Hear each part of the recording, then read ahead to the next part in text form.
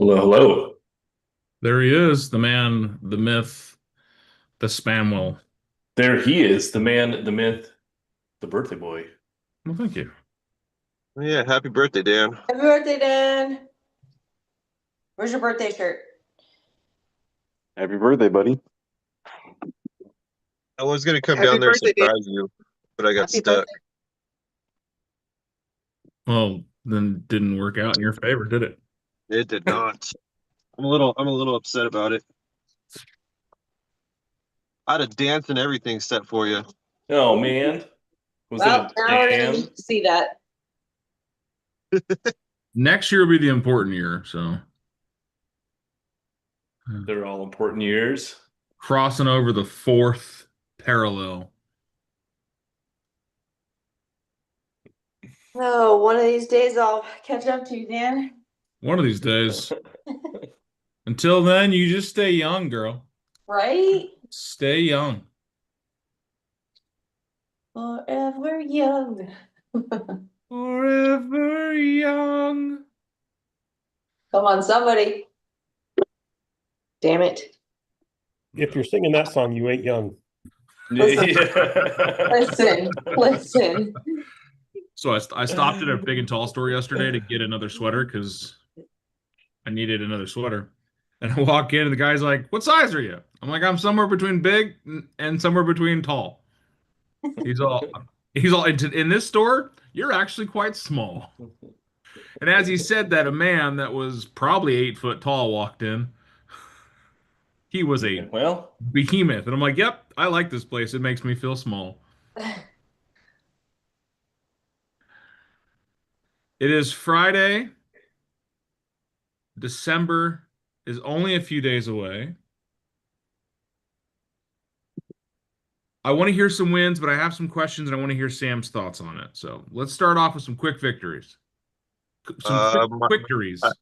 I had a buyer yesterday that I was doing showings with that turned into a lead for selling. They wanted to sell, which turned into a referral. So I got like three in one. There you go. nice. I like those. That's how it's supposed to go.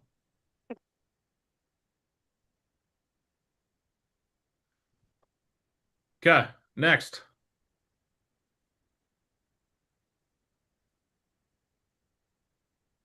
Uh,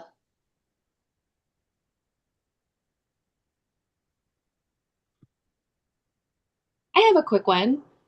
Quick win. Let's go, Liz. What you got? All right, last week I did an open house, and with that, I made it also a collection site for an airman's attic that needed their pantry was running low from the government shutdown. And I recently had someone send me a check for $500 to restock that pantry. That's really cool. awesome. I love that. Yeah. That's awesome. Put more of that out there. Let's get some social media pass behind it. We got a lot of people that'll help. It was good, yeah. That's amazing. I had an interesting one from yesterday that I've been doing helping my team. Like I just been making like videos to help boost some of the listings that have been on the market for a while. And yesterday I got a message from one of the sellers that was happy and excited that I had made a video about his house that's been on the market for over 120 days. There you go.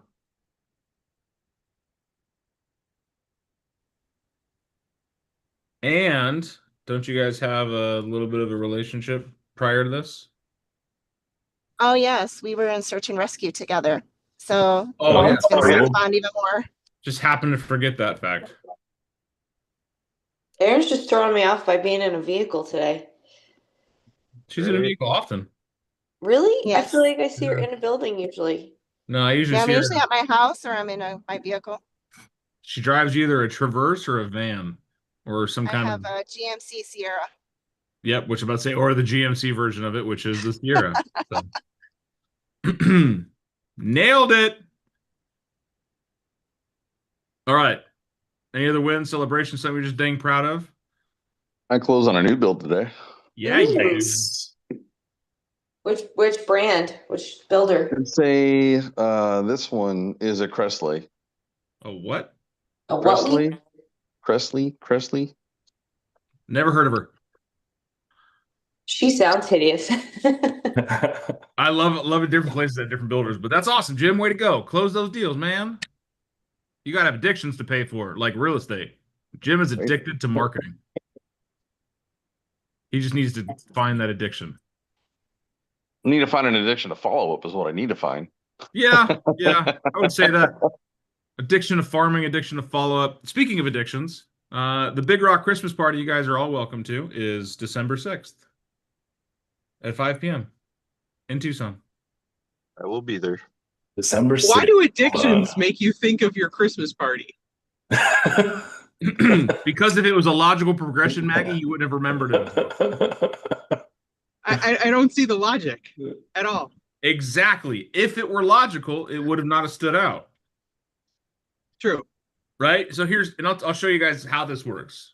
God, you guys agree with Dan so easily. That was not a good answer. You guys agree just to agree with Dan, just because it's his call. Jim, because it's so absurd, what do you say back to that? That is true. Exactly. So what you're saying is I'm right because it freaking worked. And that's what bothers me. Jim is like, I don't like that his shenanigans goes unchecked. It doesn't need to be checked, Jim, because it's right. I I've been guess. studying this shit a long time. That's why I agree. create humor in our conversations too, because it anchors a point that I want you to remember. I will agree. How about that? I would agree too, and so does the monkey. That was too quick to agree, Jim. I know. No, he was slower than you, Maggie. It's all right. That's all he's looking for. He wants to be second agreement. I'm just trying to get him to stop and go to the next point. Yeah, Nope. exactly. Not going to. I'm going to beat this horse right to the end of the finish line. All right. I heard something. Like we were at like 80%, maybe 90% possibility that the Fed was going to be dropping rates in December. Read an article that said that things are different and that outlook isn't as promising. Now we're at like 30 to 40%. What is going on in the market?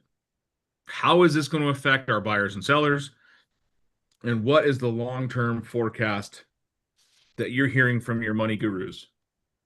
Yeah. Well, so prior to a Fed announcement of rates dropping, which means that they are, buying mortgage-backed securities, there is, not prior, just anytime there's market fluctuation, there's a ton of money to be made. And especially when you're talking about a market as large as mortgage-backed securities, if they're moving, 3 to 4%, 5% up or down, not actual percentage rates, but just proportion of overall securities. If they're making any movement, there's money to be made on, doing over or under, things like that. So prior to this happening, there's always a lot of speculation, and that number is going to change. It's going to be 99, then it's going to be 30, then it's going to be 60. It goes back and forth. The reality is we kind of have a tale of two stories when it comes to the economy.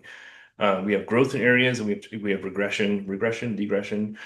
We have slowing in other areas. So the general consensus is still that before 2026, we will see another rate drop, whether that is December 10th or that's closer to the end of the year.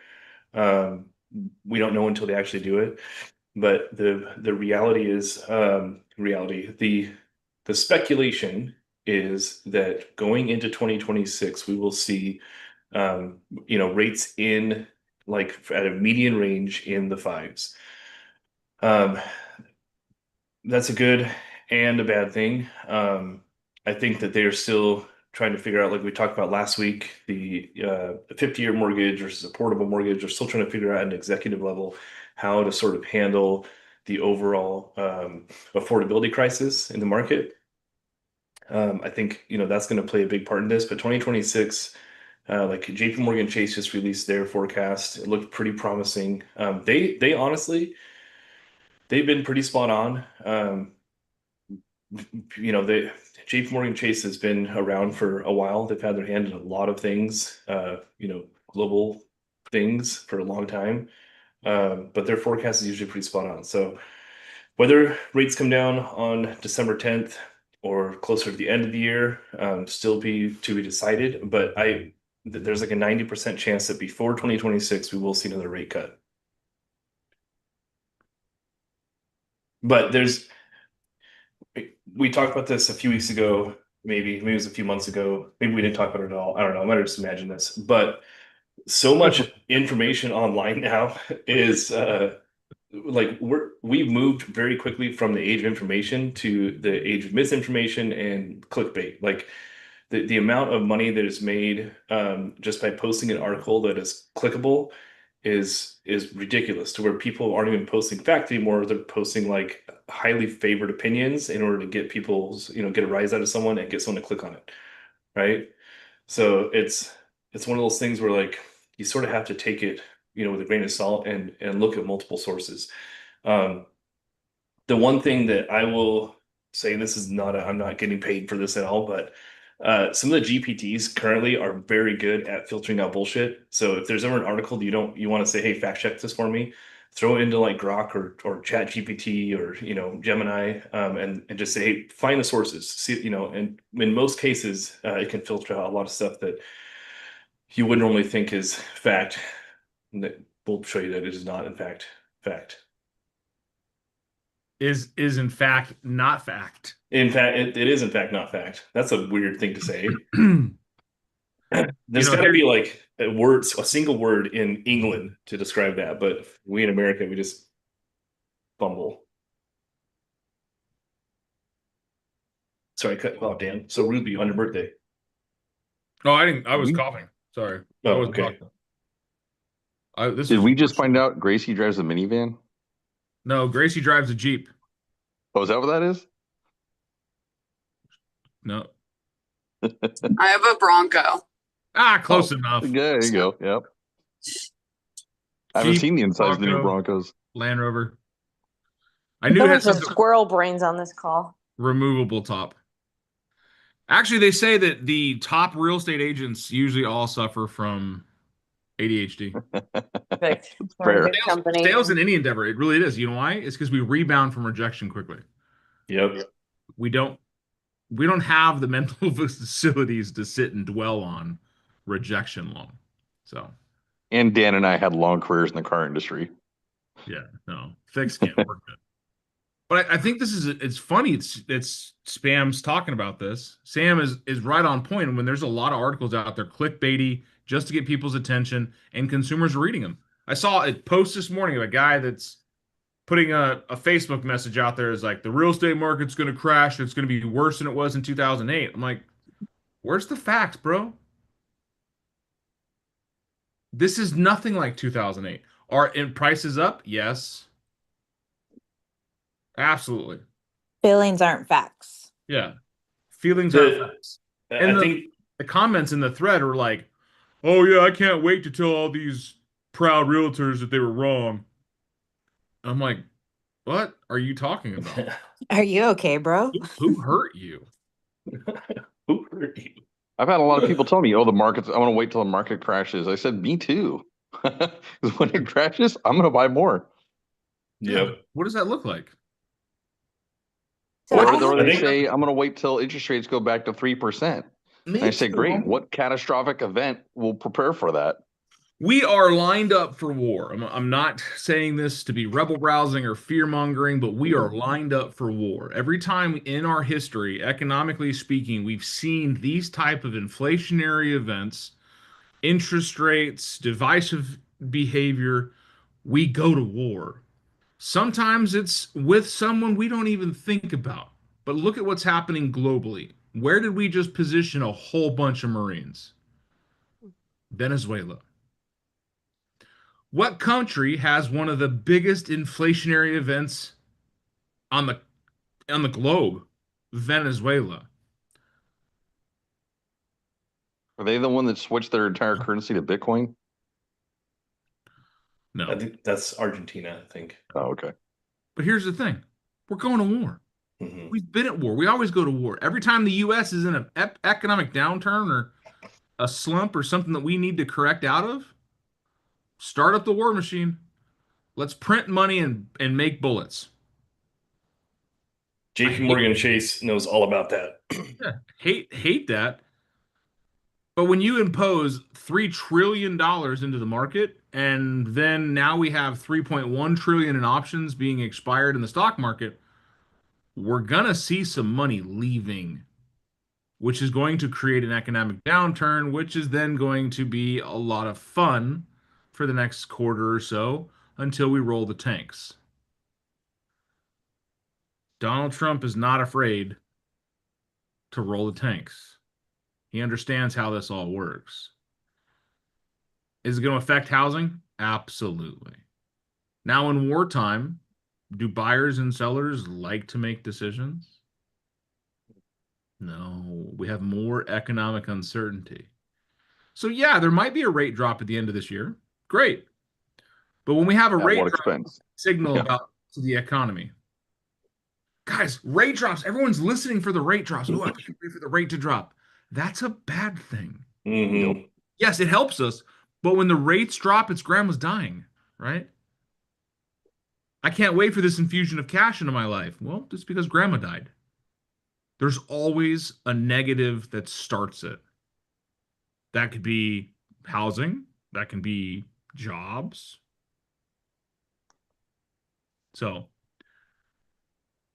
we have buyers and sellers right now that are in have to mode. Let's focus on them. I think that's, I mean, one important takeaway or point to consider. But I always preach like, you know, your sphere is where you should focus 90% of your time. The reason for that is, you know, people want to transact with people they like, know, and trust. If I have a financial emergency and I need to buy a house, I don't want to work with a total stranger. I want to work with someone who I know is going to have my back and have my financial interests at heart.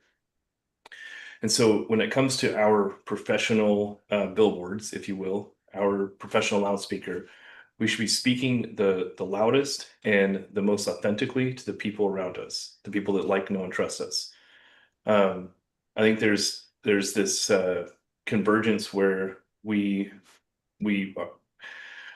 more often than not, when I talk to new loan officers, new agents, and their first couple years in the business, and they're like, "Who do I market to? I want to market to total strangers, and I want to make cold calls because I want to be able to mess up and not feel dumb about messing up words to Aunt Cindy." Right? Aunt Cindy cares a lot less about that than some total stranger, and also to that total stranger, you're just a talking head, right? We're in this age where we talk about clickbait and spam calls and all this other stuff. It's more important to be authentic to the people around you than ever before, and let that circle sort of like compound and spread. There's a business philosophy that just by taking care of the people around you, your business will grow at a 10% rate annually. There's a lot more complexities to it, but just by taking care of that sphere, your business grows at 10% a year every single year. And I know plenty of people, they're way more successful than I am, that have done that same exact thing and have never had to worry about, money their entire life. So I think now when we have, all this uncertainty and all this noise and clickbait articles and things like that, it's more important now than ever to be the voice in our circle of truth and reason and logic. And we do that by showing up to classes like this, by being experts in our craft, by trying to understand markets, by trying to understand things, by asking questions. Guys, never be so confident or afraid or anything else to stop asking questions. The second we stop asking questions, the second we stop trying to learn is when bad shit happens, right? The second we stop talking is when bad shit happens. So Charlie Kirk said it best. Yep. Ask questions, keep learning, and then speak truthfully to people around you. Be willing to have the tough conversations. Love people enough to have tough conversations. This doesn't make sense, or this makes sense. I helped a lady yesterday. We signed on her deal last night, 4:00. She's getting back $9,000 on her house that she's lived in for 11 years. Do you think she's made great financial decisions in the time she's lived there? No. Not to be up that far in debt on a house that she bought 11 years ago, especially in the values in today's market. And we even talked about it afterwards. I'm like, I know this is tough, but we're going to get you out of renting. This is going to be a small reset in your life, But before you make financial decisions like you've made, you need to run it by someone like me so that you make sound decisions so you can be back and owning a home and not renting for the rest of your life. We look at the things that are changing, right? The markets might be choppy in the short term because we're having a ton of these options expire, and these contracts are like big hedge funds, retirement pools, huge firms.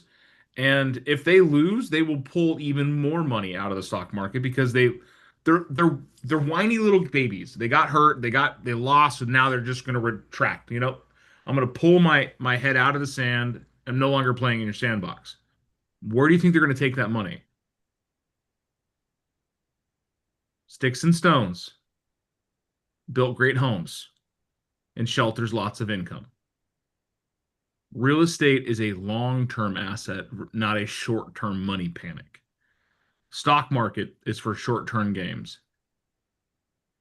Tucson, Sierra Vista, San Francisco, San Diego, Elk Grove, all will win in long term. Why do you think 2020 had such an explosion of housing? Because the stock market fell. Everyone's like, whoa, stocks, no thanks. Let's put our money elsewhere. Not to say that will happen or won't happen, but that's an opportunity. We have to look at how everything in the global space affects us locally. What happens to New York affects Denver. What happens Denver affects Phoenix. Phoenix affects Tucson. Tucson affects Sierra Vista. All about 6 weeks apart. So where should we be looking right now? What's going on in housing in New York? What's going on in housing in Colorado? People are still moving. People are still making decisions. Sam's absolutely right. Go be the economist of choice to your sphere of influence. If you harness and grasp one concept of everything we talk about, every professional talking head that comes on this morning call with you, it's your database is your data bank. Period.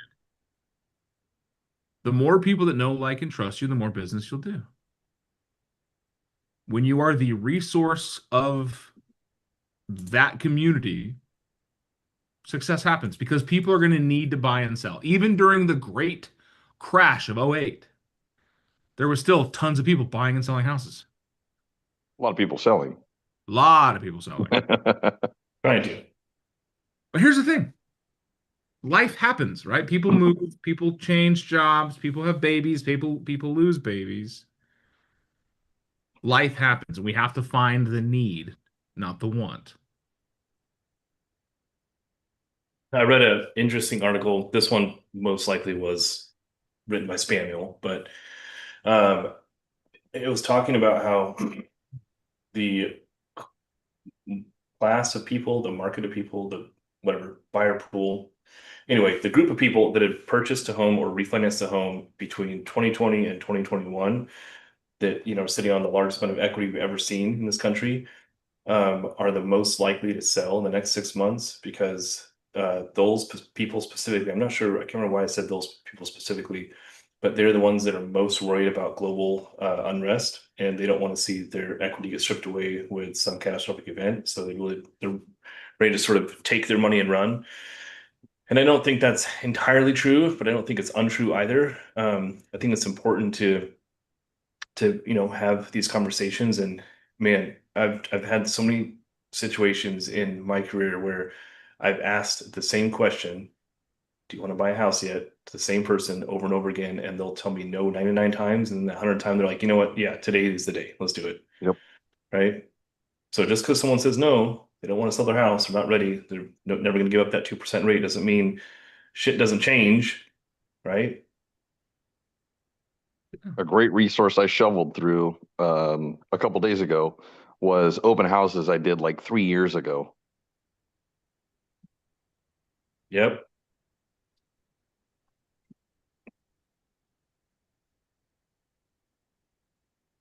And then when I cold call too, old expireds are always good ones too. Homes that expired 3, 4, 5 years ago. Yeah, just going back to that, we talked about this a few weeks ago, asking the right questions and, trying to understand why someone didn't want to sell before. Because I mean, stuff changes, we are not stationary beings. We're influenced by emotion, we're influenced by our surroundings, we're influenced by how we slept last night, so it's important to continue asking those questions that are not static, because shit changes. Oh yeah, shit changes. Do we know what's going to happen? Somebody please show me the microfiber towel you use to polish your crystal ball. Let me see. Let me see if it is quality enough to be used professionally. Only the finest silks, Dan. Only the finest silks. Mine, right here in the drawer, oddly enough, is For your magic 8 ball on your head? orange, right? I have an orange magic ball cleaner. Dang, Christina, it's his birthday. That's why I'm just Quite shoveling it on. You're welcome. Extra doses. But here's where the reality sits. Do we know what's going to happen tomorrow? Absolutely not. The whole term date the rate, marry the house, or buy the house, date the rate. God, please don't say absolutely that. not. Don't do that. Let's talk about today. Can you afford it today? Does it make sense today? Is the economic outlook in your life better or worse? Well, I can afford it today, but what happens in 5 years? Do you feel like in your current role and position of job, are you going to increase your income or decrease your income? Oh, I'm a junior partner. In 5 years, I'll be a senior partner. I'll probably be making double as much. Then affordability is going to get better in the next 5 years for you, regardless of what happens in the economy. We talk about today. We talk about the struggles, the strifes, the lifestyle, the needs, the wants, and then the outlook. Because if we don't understand what they're trying to solve, we can't give them the recipes or the prescriptions that will make the most impact. So we will not see rates come down to 3% in the likely future. It doesn't make sense. That is a farce. The 30-year fixed average rate in 2025 was 6%. That's not far off of where it was 10 years ago. If we get down to 4%, 4.5%, I think we'll be gangbusters again. I really do. Honestly, if we Honestly, get to 3%, it's because grandma died, like you said. yeah, and we get to 3% again, it's because grandma died. And there's probably a lot of sadness around it. I hope you take advantage of it, put as much houses under contract as you can. But in reality, if our rates hit that 5, just a 5 in the starting point in the next 6 months, we'll see a decent uptick in traffic. Yeah, and there is again, Strong likelihood. Yeah, don't have a crystal ball, but there's a strong likelihood we will see that. So, But as we know too, when rates hit 2, 2.5, 3, I'm guilty of this too. I was a new agent then. Is professionalism went right out the window. We were order takers. mm-hmm. Good morning. Bye, Want love to say you. happy birthday to Dan? Don't do it, Stephanie. It's a trap. Jim, out punting your coverage again. I love it. Oh yeah, totally. So, guys, are these Friday calls worth it to you? Do you enjoy the knowledge that Sam bestows upon you that helps you understand what's going on in the economic space, but also how this affects mortgages and potential buyers and sellers? Yes. Good. Oh, good answer. Good answer. Good answer. Here's what I ask of agreeing you. with Dan. Shocker. Shocker. Shocker. Welcome to my flock, you sheep. Follow. I shall protect you from the big bad wolves in California named Fuller. Fair. But here's what I want, right? Sam is licensed in your area. Sam is a lender. Sam is a mortgage originator extraordinaire. Give Sam a chance to help your next buyer. And for that, Sam will continue to provide value to you on the Fridays that he remembers. Just not the one on. It's that daylight savings, man. It's okay. I messed a couple things up on our training calendar for daylight savings too that affected Seth. So I'm sorry, daylight savings got me too. So Got us all. Sam, are you coming to the Christmas party? I was just looking it up. I think I'm gonna try and make it. Heck I'm yeah. trying to make it. Yeah. Want to do an open Yeah. house? Yes, Let's 100%. do it. Obviously, what question is that? I know, John. What kind of question is that? What was I thinking? what was I thinking? Crazy pairs. All right, guys. Thank you so much for being a part of my morning, my time. If you don't have Sam's number, you should have Sam's number. Sam's going to change his name next week with just his phone number. There we go. It is 206-853-4447. That's 206-853-4447. I'm gonna do what Lydia does. That's awesome. Actually, you have your phone number in your name. That is brilliant. I don't Jim's want like, duh. you guys call me enough. And Jim too. Goodness me, I need to catch up with this. All What's right. mine? Does mine have my? What's mine say? Christina Hurlbert, Houston, Arizona, Davis Mountain Air Force Base. Christina, phone number? what about Very me? What official. about me? Okay, we're gonna have some shenanigans for a second. All right, fixed. Okay. All right, guys, have a fantastic